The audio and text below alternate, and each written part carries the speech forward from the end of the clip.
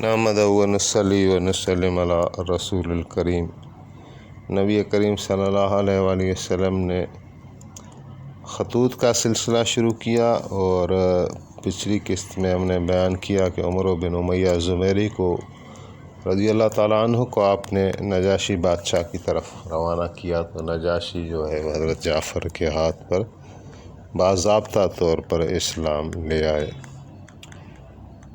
ایک صحابی ہیں دحیۃ الکلبی رضی اللہ تعالیٰ عنہ، کسی تعارف کے محتاج نہیں، وہ بہت خوبصورت صحابی تھے،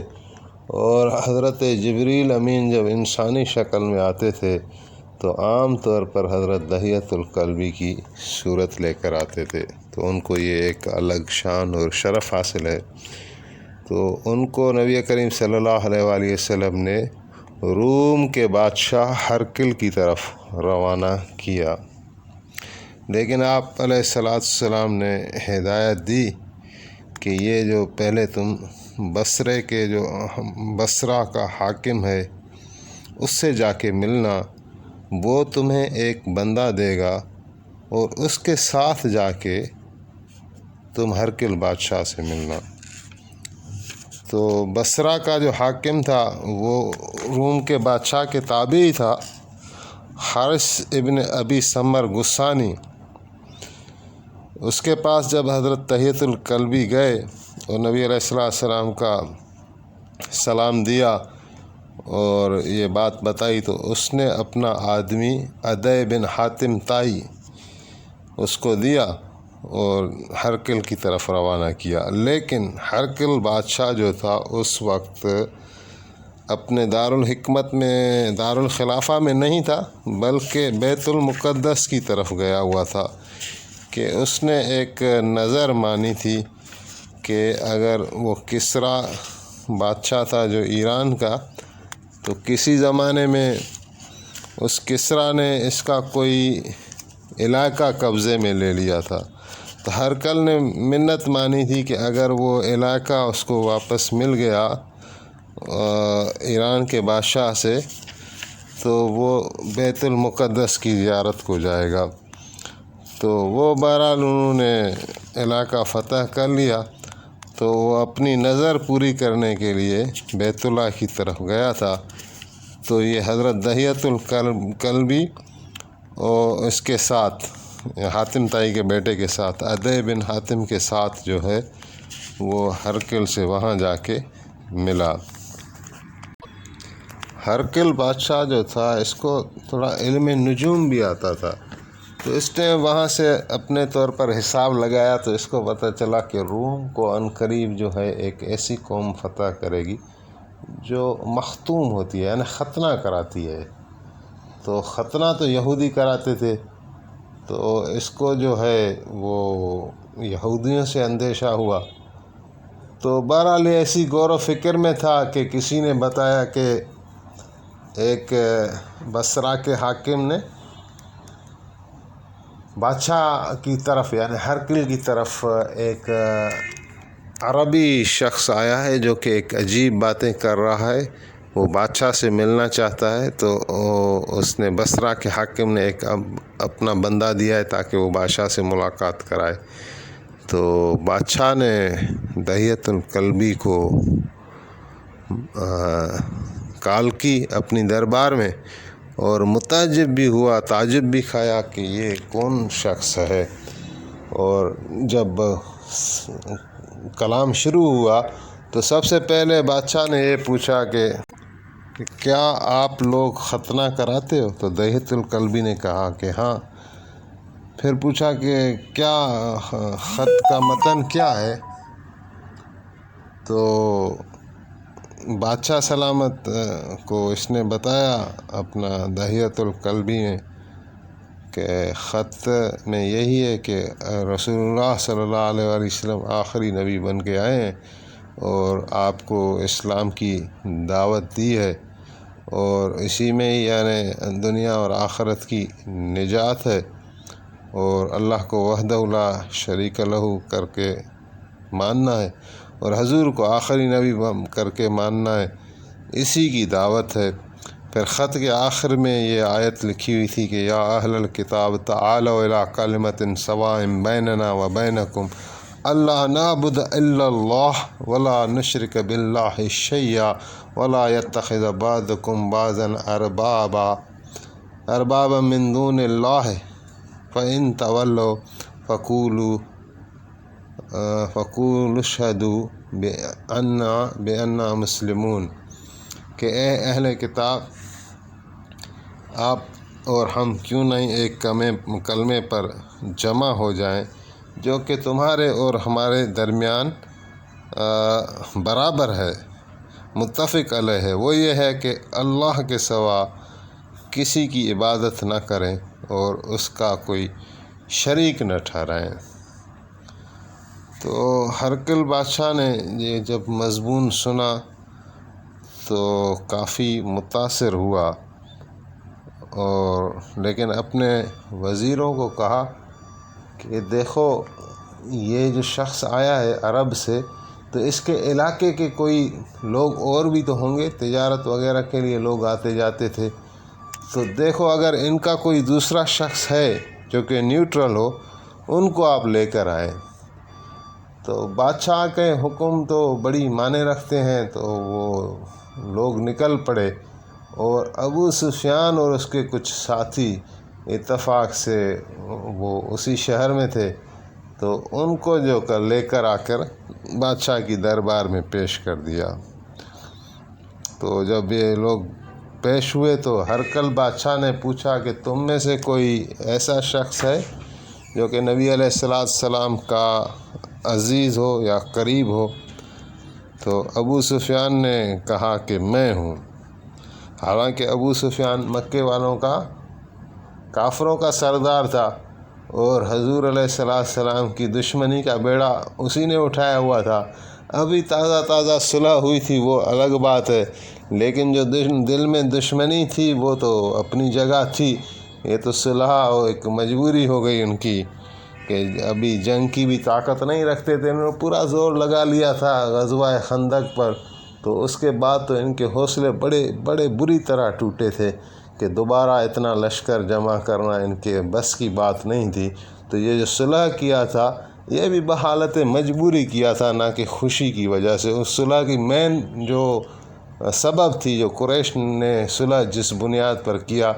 کہ انہوں نے وہ عزت اور انا کا مسئلہ بنا لیا تھا کہ حضور اگر طواف کریں گے، مکے میں داخل ہوں گے، تو اس میں ہمارے لیے بے عزتی ہے، کسی طرح حضور کو آنے نہ دے۔ تو یہ اس لیے انہوں نے صلح کی پیشکش کی تھی۔ تو اب جب ابو سفیان کو سامنے کھڑا کر کے ہرقل نے کہا کہ وہ تمہارا رشتہ دار ہے جس نے نبوت کا دعویٰ کیا ہے، تو اور ابو سفیان کہہ رہے ہیں کہ میرے پیچھے اس نے بندے کھڑے کر دیے، میرے ہی بندے تھے وہ جو ہمارے ساتھ تھے،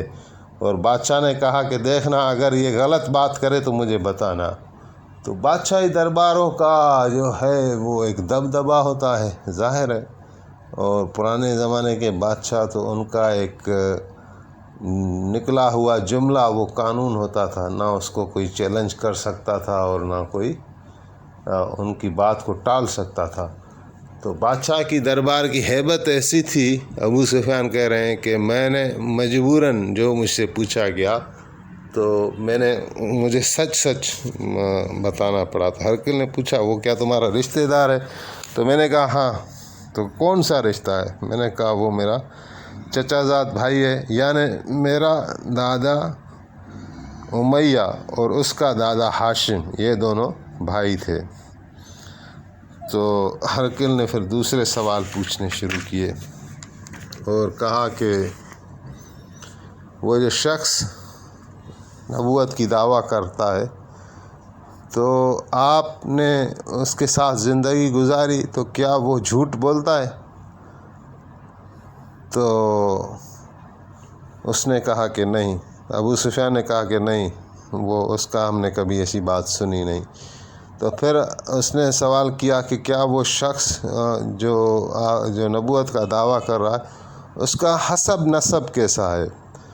تو ابو سفیان نے کہا کہ اس کا حسب نسب تو بڑے شرف اور شان والا ہے۔ تو پھر ہرقل نے کہا کیا اس کے باپ دادا میں کسی نے نبوت کا دعویٰ کیا تھا؟ تو ابو سفیان نے کہا کہ نہیں۔ پھر ہرقل بادشاہ نے کیا اس کے آبا اجداد میں سے کسی نے بادشاہت کی ہے؟ تو ابو سفیان نے کہا کہ نہیں۔ پھر ہرقل پوچھنے لگا کہ کیا اس کے جو دین میں لوگ داخل ہو رہے ہیں وہ پیسے والے ہیں، امیر کبیر لوگ داخل ہو رہے ہیں یا غریب غربا؟ تو ابو سفیان نے کہا میں نے کہا کہ مسکین اور غریب لوگ داخل ہو رہے ہیں۔ تو پھر ہرقل نے پوچھا کیا اس کی جو تابع داری کے لوگ ہیں وہ بڑھتے جا رہے ہیں یا کم ہوتے جا رہے ہیں؟ تو ابو سفیان نے کہا وہ بڑھتے جا رہے ہیں۔ تو اچھا، پھر ہرقل نے کہا کہ کیا جب وہ کوئی وعدہ کرتا ہے، انجام کرتا ہے، عہد کرتا ہے تو پورا کرتا ہے یا مکر جاتا ہے؟ تو ابو سفیان نے کہا کہ وہ جو بھی انجام کرتا ہے پورا کرتا ہے۔ ہاں، البتہ ابھی ہمارے اور ان کے درمیان ایک تازہ صلح ہوا ہے، اس کو ابھی دیکھنا ہے کہ وہ پورا کرتے ہیں یا نہیں کرتے۔ ابو سفیان نے کہا کہ میں اتنا ہی کہہ سکا کہ ہرقل کی جو توجہ ہے وہ ہٹاؤں اس سے، لیکن ہرقل بادشاہ نے اس کی طرف کوئی توجہ نہیں دی۔ اور پھر پوچھا کیا تم لوگوں کا اس کے ساتھ اختلاف اور جنگیں بھی ہوئی ہیں؟ تو میں نے کہا ہاں ہوئی ہیں۔ تو کہا پھر فتح کس کی ہوئی؟ تو میں نے کہا کبھی ہماری فتح ہوئی، کبھی ان کی فتح ہوئی۔ تو پھر ہرقل بادشاہ نے خود ہی جواب دیا ان سارے سوالوں کا، اور کہنے لگا کہ نبی جو ہوتے ہیں، انبیاء، وہ اعلیٰ نسب سے ہوتے ہیں تاکہ لوگ ان کو حقارت کی نگاہ سے نہ دیکھیں، نفرت کی نگاہ سے نہ دیکھیں، ان کی محبت اور عظمت لوگوں میں بیٹھ جائے۔ تم نے کہا وہ عالی نسب والا ہے۔ پھر تم نے کہا کہ اس کے باپ دادا نے کبھی نبوت کا دعویٰ نہیں کیا، نہ کوئی بادشاہی کی ہے۔ تو اگر ایسا ہوتا کہ اگر اس کے باپ دادا نے یہ کام شروع کیا تھا تو ہم سوچتے کہ شاید وہ میراث حاصل کرنے کے لیے یہ شخص اٹھائے، لیکن اگر انہوں نے دعویٰ نہیں کیا تو یہ دعویٰ اس کا لگتا یہی ہے کہ خدا کی طرف سے ہے۔ پھر تم نے کہا کہ وہ جھوٹ نہیں بولتا، تو وہ جو شخص لوگوں پر جھوٹ نہیں بولتا وہ اللہ سبحانہ و تعالیٰ پر کس طرح جھوٹ اور افترا باندھے گا؟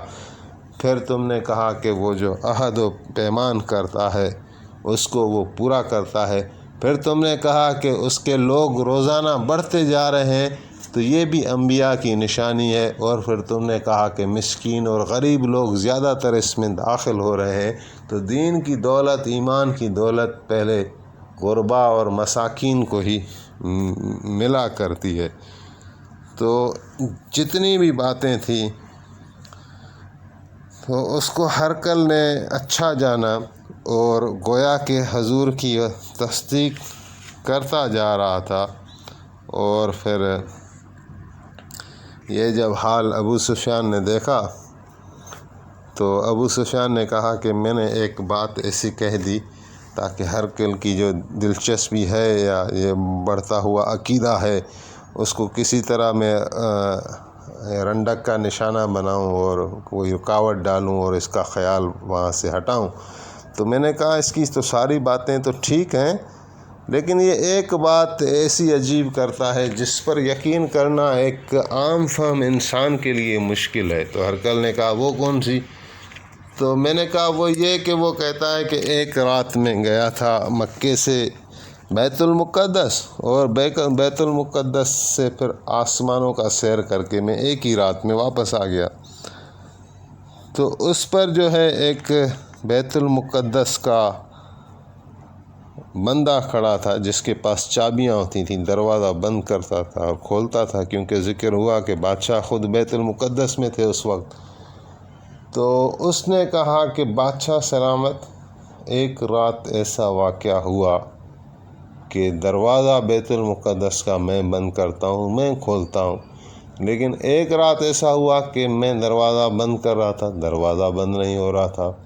میں پورا زور لگا کر دروازہ بند کرتا تھا، دروازہ بند نہیں ہو رہا تھا۔ پھر میں نے لوگ بلا لیے آس پاس کے اور ہم نے پورا زور لگایا، لیکن وہ پوری رات دروازہ بند نہ ہو سکا ہم سے۔ تو بہرحال اس گفتگو کے بعد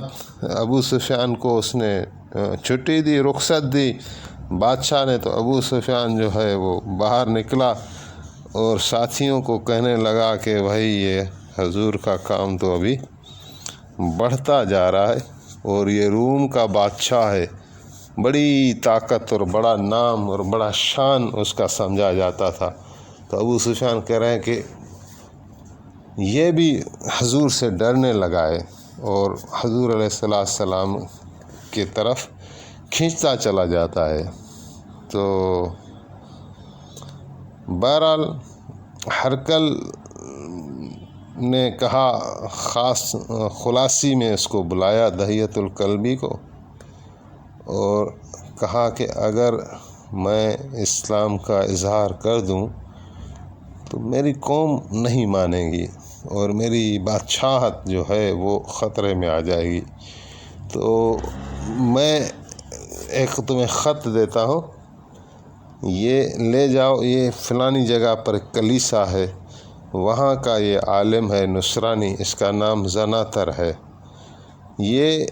اس کے اثر میں بہت ہیں عیسائی، اگر وہ ایمان لائے گا تو پھر میں بھی ایمان لے آؤں گا اور ہماری قوم بھی ایمان لے آئے گی، تو تم اس کے پاس چلے جاؤ۔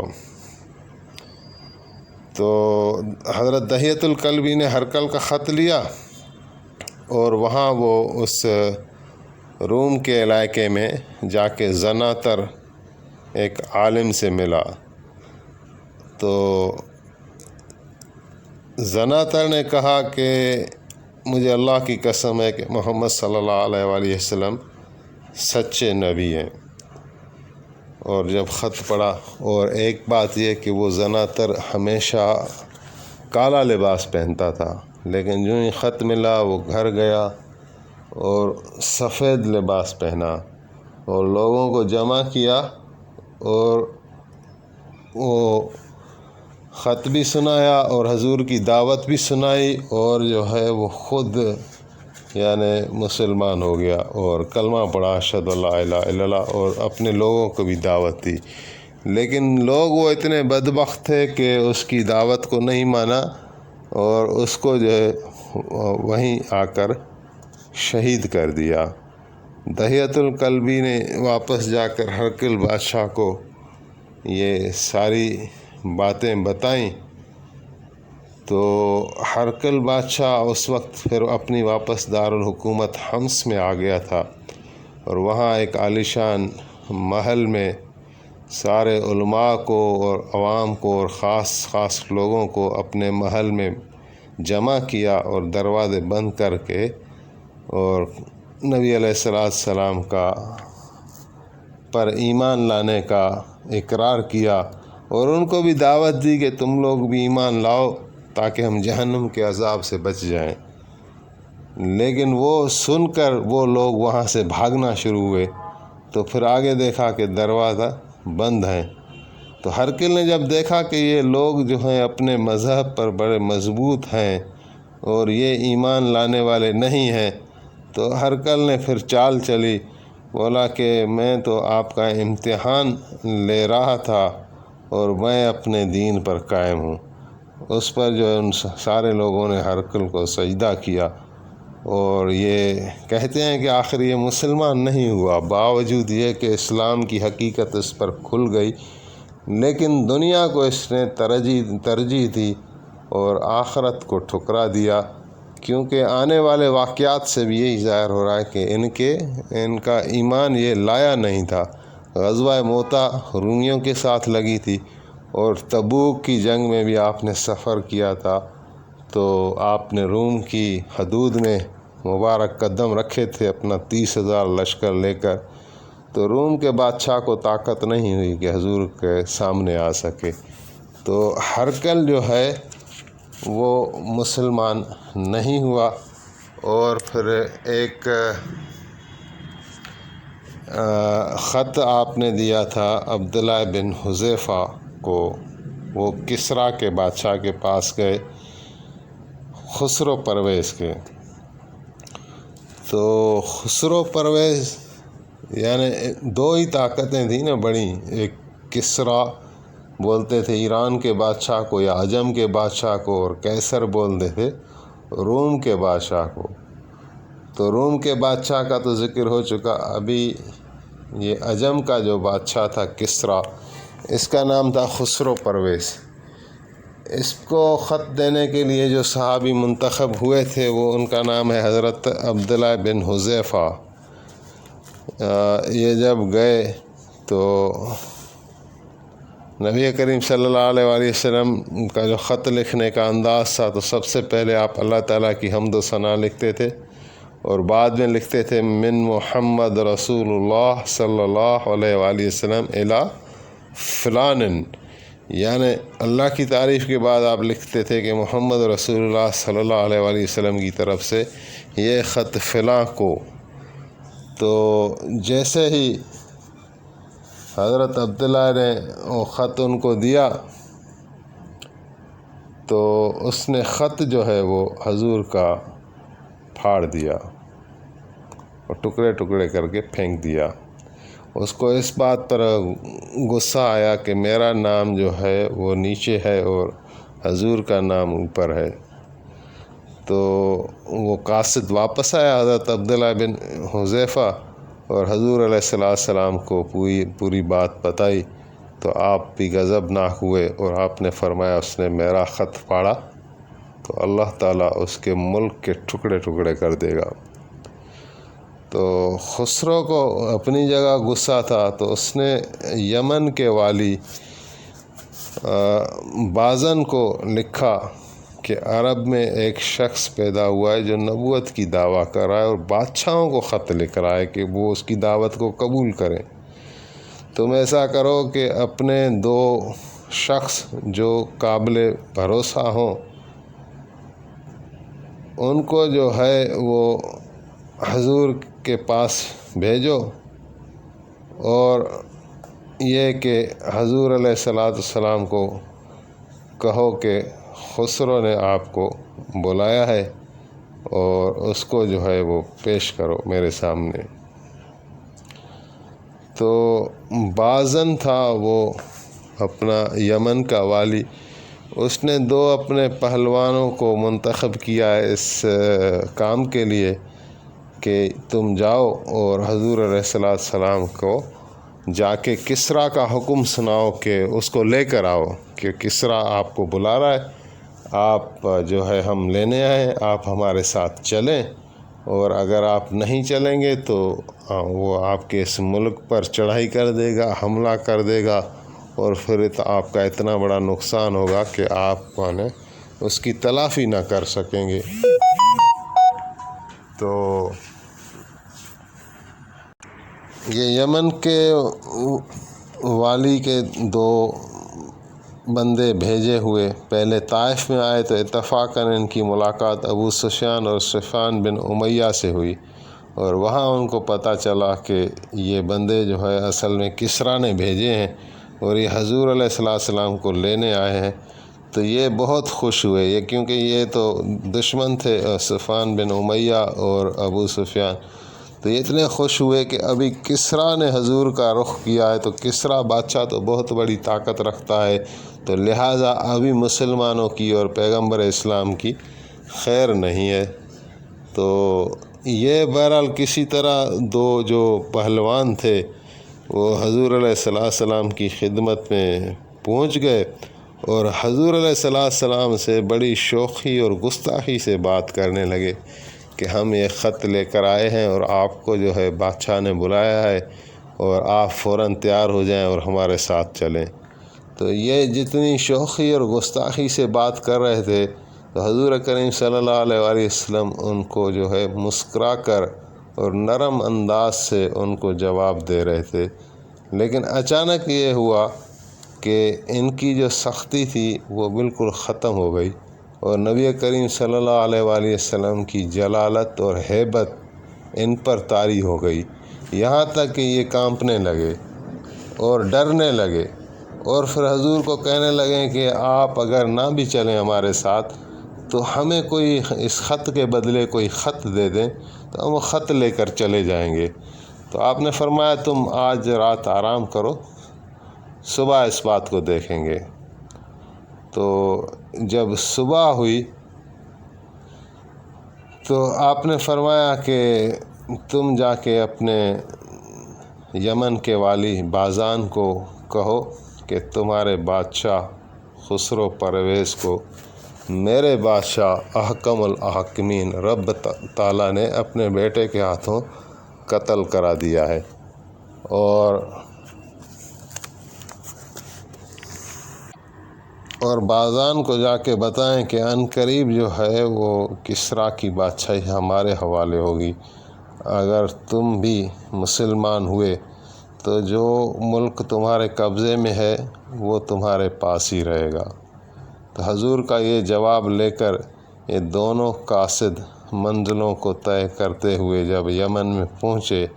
اور یمن میں پہنچ کر اپنے سردار بازان کو پورا احوال سنایا تو بازان پوچھنے لگا کہ محمد صلی اللہ علیہ وآلہ وسلم پر کوئی پہرا ہے؟ تو انہوں نے کہا کہ نہیں، کوئی پہرا نہیں، وہ عام آدمی کی طرح گھومتا رہتا ہے۔ تو یہ ابھی باتیں کر رہے تھے کہ بازان کو جو ہے وہ نوشہر کا خط ملا، اور وہ خسرو پرویز کا بیٹا ہی تھا، اور خط میں لکھا تھا کہ میں نے اپنے باپ کو قتل کر دیا ہے، کہ وہ بڑا ظالم تھا اور پوری رعایا اس سے تنگ تھی اور وہ ظلم کرتا تھا، لہٰذا میں نے اس کو قتل کر کے بادشاہی پر میں نے قبضہ کر لیا ہے، اور تم جو ہے وہ میرے بیاف پر لوگوں سے میری بیعت لے لو، اور محمد عربی صلی اللہ علیہ وآلہ وسلم کے متعلق جو میرے باپ نے حکم دیا تھا اس کو وہاں پر ہی روک دو اور اس پر کوئی عمل نہیں کرو۔ تو پھر وہ بازن کہنے لگا کہ اشہد اللہ الہ الا اللہ و اشہد ان محمدً عبدہ و رسولہ صلی اللہ علیہ وسلم۔ تو وہ یمن کا جو گورنر تھا وہ اسی طرح مسلمان ہو گیا۔ تو انشاءاللہ یہ اور بھی واقعات آ رہے ہیں تو ان کو پھر دوسری قسط میں بیان کیا جائے گا۔